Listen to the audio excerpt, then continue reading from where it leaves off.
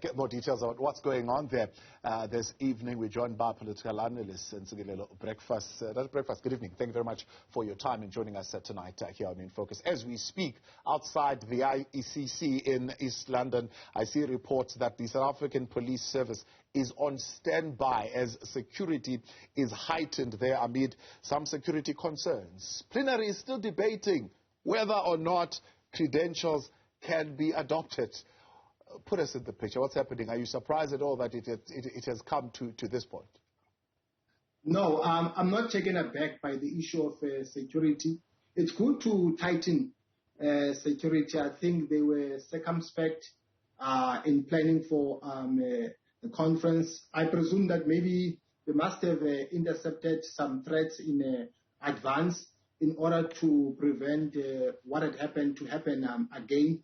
But it doesn't mean that because security has been tightened, an outbreak of conflict will not occur. Because this contestation is a contest of political power, and anything is possible on the battlefield. So most conflicts, they break out because people are frustrated. Normally, frustrations, they lead to aggressive behavior. If people feel like they are hard done, they normally, burst out and so on. But it's good that there are men and women in uniform on standby. Yeah. These conferences really, Breakfast, have now become about elections. I mean, so far, no policy issues, from what I hear, have been discussed. No resolutions have been reached. The only thing that has been debated up until this point is the adoption of credentials, which really is purely about the election. Yeah, I think it's a sad state of affairs. But in the bigger scheme of things, of course, is the upcoming conference of the ANC in December. So this one is a geopolitical battleground. But also, I think normally contenders, they want to ascend to power in order to have political protection. Because if you belong to the dominant faction, then you are untouchable in the ANC. So power then becomes extremely important. Power becomes extremely important. Is there a possibility, I'm seeing here some are saying there's a rumor that the big negotiation now is a possibility of coming out with an uncontested conference. I mean, is that possible at this time, looking at where the factions are sitting? I don't think that is possible. I'll tell you why, because I've said this before, I'll say it again. In as much as Ntsikelelo, for instance, in theory says that he supports the Tumamina brigade, but in practice, I don't think that he means that. Because if he means that, why would he join forces with Andile Lungisa, who is a strong proponent of radical economic transformation, not as a political program of the ANC, but as a brigade? So I see him as a Trojan horse of a radical economic transformation, or as a smoke screen, you know what I mean? Because he talks right, but he walks left, if I can use the words of Patrick Bond. On the other hand, you have the Tumamina brigade. Their language is very clear, language of state capture, waging a war on corruption, growing the economy, blah, blah, blah. So I don't see them joining forces and working side by side. That's why even the Ramaphosa faction, they started the bilateral discussions in private with Ntsikelelo, in order to untwist him to back off or to withdraw. But he refused. Yeah. Mabuyane, is he a kingmaker? He fancies himself as one? No, I think he employed a strategy in the beginning, coming across as if he was also one of the main political contenders. But I think he was basically, creating confusion on purpose in order to outmaneuver the other faction of Oscar, because we call him Mtungwa, Umlibo. Mtungwa and Andile, in my opinion, they are close friends. So I knew in the beginning that there is no way Mtungwa would stand by himself. But it was confirmed, I think last night, that he's going to join forces with Matikizela and Lungisa. So I was not taken aback by that. I saw it coming. Did the strategy manage to dilute numbers adequately enough? Because there is, of course, this debate of whether or not Oscar Mabuyane has got the numbers inside that conference at this point. Yeah. Thabo, my view is that the dust has settled. I can put my head on the block now. I think it's quite clear in my view which way the wind is blowing. My crystal ball tells me that if Oscar wins, I will not be taken aback. I'm not saying anything. And the basis of that argument is the confirmation that was made yesterday in the morning with regard to the validation of the other branches that were left out in the beginning. So I think that does make a substantive change in the bigger scheme of things in terms of numbers. No wonder there was that court application that was initiated, then got struck off the roll. Yeah, and Lungisa, I suppose, being the lead there with his RET credentials or background and all the controversies that come with that, how is that playing out in as far as how it's swaying the conference? Yeah, I think Lungisa and Mtungwa, in my opinion, are the real political strategists behind closed doors. And they strike me when they speak as people who have been politically baptized at a tender age. You know, when they speak, there is substance, in my opinion. I must be fair and square to them. I think they have been groomed at a tender age. They are very organic. They are grounded. They've got a link with the masses. Never mind their weaknesses, in particular Lungisa, but I think he understands, politics, as opposed to the other, and I say this out of, respect. I mean, I've got nothing against Matikizela, but his politics, he doesn't strike me as a person who was schooled, in the ANC Youth League and rose through all the ranks. I'm not saying that he cannot lead. Is National showing leadership here? What is leadership that has been demonstrated by the deployment of national leaders at this conference?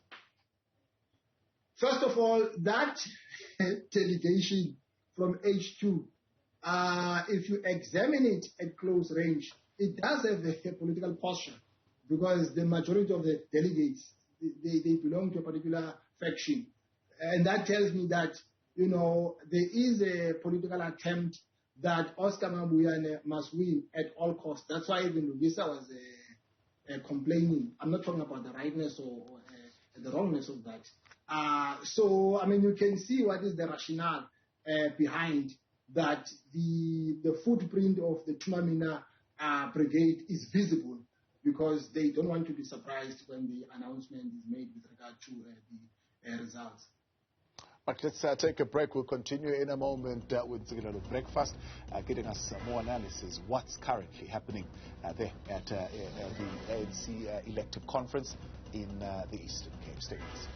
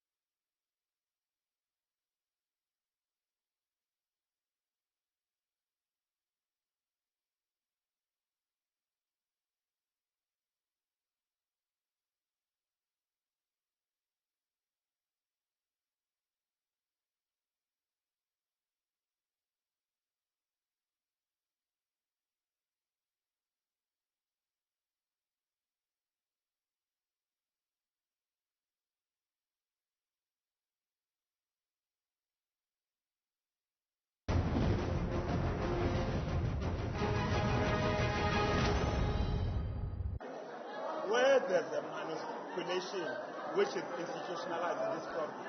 You go to prison, people are complaining in prison. They are complaining in Arkham. They are complaining in PCM. It's only idiots and clowns who cannot read what is happening inside. There's no complaints on those regions. It's peaceful. A manipulation in the Eastern Cape must be ended because that manipulation has been institutionalized. All these branches, you can go to those communities. I'll invite you with your cameras. You go to the master list of those people who are said they've attended meetings there. And then you can go to each and every one. We'll invite you and take a talk in the whole Eastern Cape. They never attended those meetings. They were not a part of those meetings. Only QR codes are issued here by the PTT, which they use their friends at the regional level. A manipulation. Credentials yet to be adopted, still being debated in plenary. That's the latest from the ANC Eastern Cape Elective Conference. Political analyst Ntsikelelo Breakfast still with us tonight.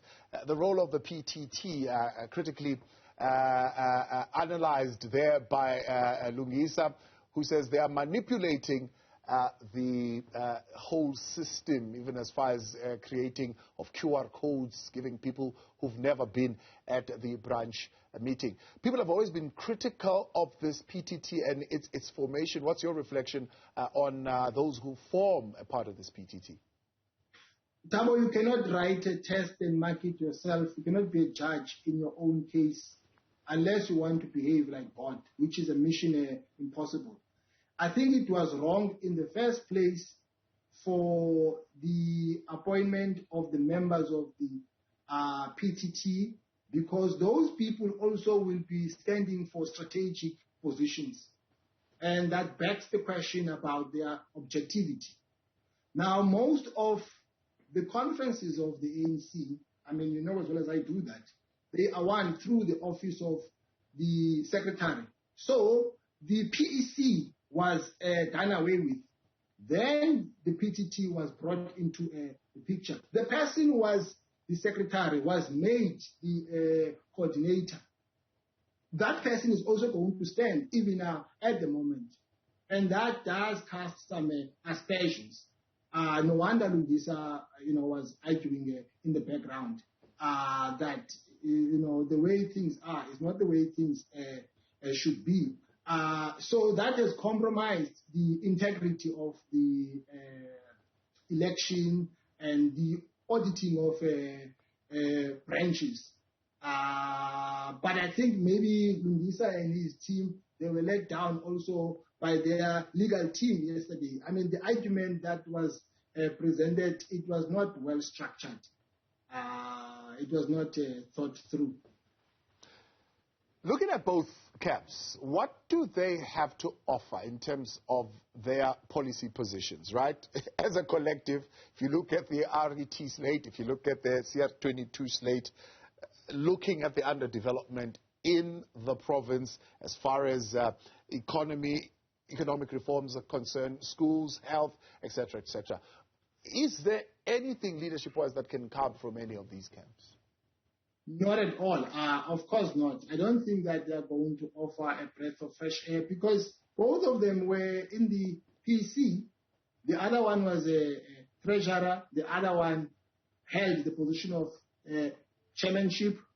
I think it's a question of, employing political capital in pursuit of personal accumulation in order to amass wealth for purposes of upward social mobility.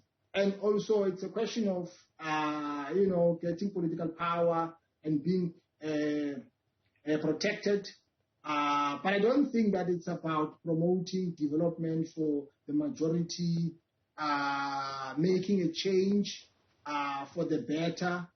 It's, nothing of the sort. I mean, if you look at the numbers in terms of poverty, unemployment, the numbers have gone up. If you look at the anti-poverty strategies, they have not borne fruit. And At the end of the day, I saw some reporting, for example, in some of the Sunday papers around this, that ultimately what is going to come out of here is about the current president's camp or those who want to come in, those being the Zweli Mkhize camp. How much of this is going to be about that? My view is that Dr. Mkhize seems to be gravitating towards the radical economic transformation faction. I think that in the final analysis, he's going to join forces with them.